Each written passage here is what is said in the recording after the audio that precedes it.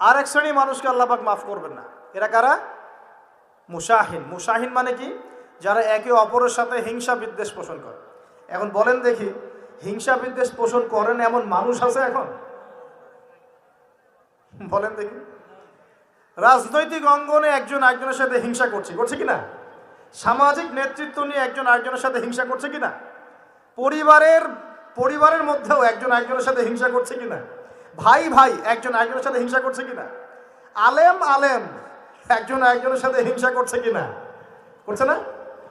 বক্তা একজন আরেকজনের সাথে হিংসা করে কিনা? ধর্ম থেকে শুরু করে বিশ্ব রাজনীতি পর্যন্ত হিংসার দাবানলে এখন পুরো বিশ্বের মানুষ জ্বলে পুরো শেষ হয়ে যাচ্ছে। হচ্ছে না? মহিলা হিংসা করে কিনা? সতীনে হিংসা করে কিনা? সতীন বোঝেন কিনা? বিয়েই তো করেন নাই, সতীন বুঝবেন কি? সতীন কি জিনিস? দুই বউ এক বউ আরেক বউ কি হয়? সতীনে হিংসা করে কিনা? আয়েশা রাদিয়াল্লাহু আনহার বাসায় মানে ঘরে নবী সাল্লাল্লাহু আলাইহি ওয়াসাল্লাম বসে আছেন, ঢুকেছেন, আর অন্য একজন স্ত্রীর ঘর থেকে একটা খাবার আসতে পারে না, ভালোবেসে মহব্বত করে হাদিয়া দিয়েছেন।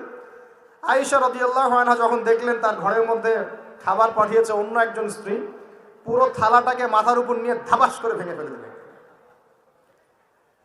তো রাসূলুল্লাহ সাল্লাল্লাহু আলাইহি ওয়াসাল্লাম মুচকি হাসছেন, আর উপস্থিত হয়তো আরো দু একজন ছিলেন, তাদেরকে বলছেন যে তোমাদের মা রাগ করেছে। তিনি নিজেই হাতে সেগুলো তুললেন, সব ভাঙাচুরা পিসগুলো নিজে তুলে রেখে দিয়ে ভালো থালা বাটিগুলো হাদিয়া পাঠালেন ওই স্ত্রীর ঘরে, যে ঘর থেকে খাবার এসেছে। এইভাবে ডিল করতে হয় আর কি। রাসূল সাল্লাল্লাহু আলাইহি ওয়াসাল্লাম তখন রাগ হন নাই, কেন এই কাজ করলা? আরেকদিন আয়েশা রাদিয়াল্লাহু আনহা একটা কথা বলে ফেলেছেন। নবী সাল্লাল্লাহু আলাইহি ওয়াসাল্লাম তার কোন এক স্ত্রীর কাছ থেকে এসেছেন। আয়েশা রাদিয়াল্লাহু আনহা বলছেন, আপনি তার কথা কিভাবে স্মরণ করেন? সে তো একটু খাটো, এরকম একটা কথা বলেছেন, সে তো একটু খাটো, একটু বেটে। আয়েশা রাদিয়াল্লাহু আনহাকে আমাদের নবীজি বলছেন, শোনো, তুমি এমন একটা কথা বলেছ, আমাদের সবার জন্য হেদায়েত আছে, তুমি এমন একটা কথা বলেছ, এই কথাটা যদি সমুদ্রের সাথে মিশিয়ে দেওয়া হয় পুরো সমুদ্রের পানি দূষিত হয়ে যাবে, বলি নাউযুবিল্লাহ। এই যে এতটুকু কথা, যে সে তো একটু খাটো ইয়া রাসূলুল্লাহ, এই যে এতটুকু কথা, খালি এই যে অত কালো, অত অমুক, অত তমুক, অত গরিব, অত কৃষক, অত ছোট লোক, অত এই যে রিক্সাওয়ালা, আমরা কথা বলি না এগুলো? আমাদের এগুলো কথা আছে না সমাজে? এগুলো বলার সাথে সাথেই এটা এমন পাপ হয়ে যায়, সাগরের মধ্যে এই পাপ মিশিয়ে দিলে সাগরের পানি নষ্ট হয়ে যাবে, নাউযুবিল্লাহ। এরকম হিংসা বিদ্বেষ মনে থাকলে তাজকিয়া পাওয়া যায় না। তাজকিয়া মানে আত্মশুদ্ধি। তো এখানে এটা স্বভাব সুলভ, মানুষের মধ্যে এসে যায়, আসে কি না? আসে না? এই সবে লাইলাতুন নিসফু মিনা শাবানের হাদিসগুলোর মধ্যে একটা হাদিস আসছে, সনদের কথা আমি বলছি না, আমি প্রসঙ্গটা বলছি, যে আয়েশা রাদিয়াল্লাহু আনহা বলছেন, আমি ঘুম থেকে উঠে দেখি রাসূল সাল্লাল্লাহু আলাইহি ওয়াসাল্লাম নামাজ পড়ছেন। কি পড়ছেন? নামাজ, তার ঘরে নামাজ পড়ছেন। নামাজে এত লম্বা সেজদা করছেন যে আমার কাছে মনে হলো নবী মনে হয় ইন্তেকাল করেছেন, নাউযুবিল্লাহ। তারপরে আমি তাকে তার বুড়ো আঙ্গুল ধরে নাড়া দিলাম। নবী সাল্লাল্লাহু আলাইহি ওয়াসাল্লাম তাড়াতাড়ি নামাজ শেষ করলেন, শেষ করে বললেন, আজকের রাত এমন একটা রাত, এই রাতে আল্লাহ রাব্বুল আলামিন তার অসংখ্য বান্দাকে মাফ করে দেন। সুবহানাল্লাহ। এরপর তিনি আবার ঘুমিয়ে গেলেন, আয়েশা রাদিয়াল্লাহু আনহা। এবার উঠে বলছেন যে আমি দেখলাম যে নবী সাল্লাল্লাহু আলাইহি ওয়াসাল্লাম আমার ঘরে নাই। তখন তিনি বলছেন, আমার মনের মধ্যে তখন ওই মানে ফিলিংস আসলো যেটা মেয়েদের মধ্যে স্বভাব সুলভ চলে আসে। আমি মনে করলাম যে রাসূলুল্লাহ সাল্লাল্লাহু আলাইহি ওয়াসাল্লাম কি অন্য কোনো স্ত্রীর ঘরে চলে গেলেন আমাকে ছেড়ে। তখন আমি চাদর মুড়ি দিয়ে তাকে পিছু নেওয়া শুরু করলাম।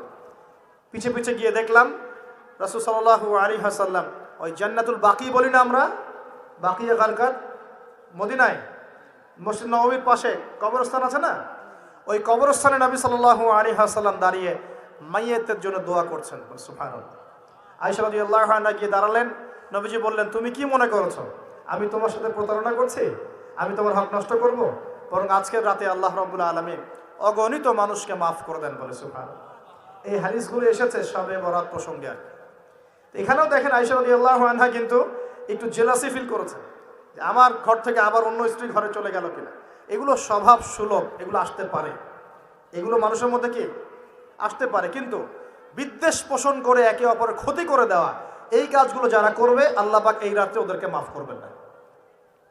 এখন আমাদের জন্য আগে নসিহত দুইটা। এই রাত্রের ফজিলত পেতে হলে নসিহত আগে দুইটা। এক, আমাদের আকীদা আমলে কোনো শিরক থাকা যাবে না, বলি আমিন।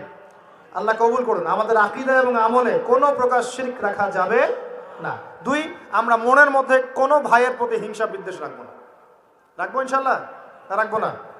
আমরা কোনো ভাইয়ের প্রতি হিংসা বিদ্বেষ পোষণ করবো না ইনশাল্লাহ। একটা হাদিস বললেই আপনি বুঝে ফেলবেন, তারপর আমি সামনে যাচ্ছি, এরপরে আমি আস্তে আস্তে ফিনিশিং দেবো ইনশাল্লাহ। আল্লাহর রাসূল বলেছেন সাল্লাল্লাহু আলাইহি ওয়াসাল্লাম, তিনি বলেছেন যে তোমরা ততক্ষণ পর্যন্ত জান্নাতে যেতে পারবে না, তোমরা ততক্ষণ পর্যন্ত জান্নাতে যেতে পারবে না যতক্ষণ তোমরা প্রকৃত মুমিন না হচ্ছ, প্রকৃত মুমিন না হচ্ছ। আর তোমরা ততক্ষণ পর্যন্ত প্রকৃত মুমিন হতে পারবে না যতক্ষণ পর্যন্ত না পরস্পরকে ভালো না বাসছো, পরস্পরকে ভালো না বাসছো। এই ভালোবাসা আবার বয়ফ্রেন্ড গার্লফ্রেন্ড ভালোবাসা না, দিনই ক্ষেত্রে ভালোবাসা। আর আমি কি তোমাদেরকে জানিয়ে দিব কি করলে তোমরা পরস্পরকে ভালোবাসতে পারবে? সাহাবীরা বলছেন অবশ্যই বলুন ইয়া রাসূলুল্লাহ। নবীজি বলছেন তোমরা একে অপরকে সালাম দেওয়ার অভ্যাস করো, ইনশাআল্লাহ তোমরা একে অপরকে ভালোবাসতে পারবে। ইসলামের সৌন্দর্য দুটা, কয়টা ভাই? বেশি বেশি মানুষকে সালাম দেয়া এবং মানুষকে খাবার খাওয়ানো। কি খাওয়ানো?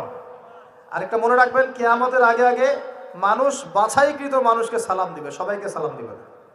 চলছে কিনা সমাজে? কিয়ামত দূরে না কাছে? এটা আজকে আলোচনার টপিক না, নাহলে আমি বলতাম যে কতগুলো আলামত আপনি দেখতে পারবেন। এখন আমরা বুঝতে পারলাম এই রাতের ফজিলত আছে, আছে কি নাই?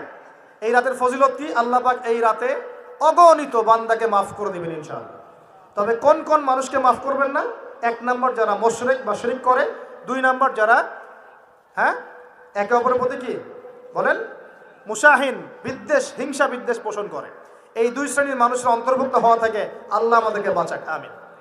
এরপরে দুর্বল হাদিসগুলো বা যেগুলো একদম দুর্বল সনদের, সেগুলোর মধ্যে অতিরিক্ত এসেছে আত্মীয়তার সম্পর্ক ছিন্ন করলে মাপ পাচ্ছে না, আত্মহত্যা করলে মাপ পাচ্ছে না, জেনা করলে মাপ পাচ্ছে না, মাদকদ্রব্য সেবন করলে মাপ পাচ্ছে না।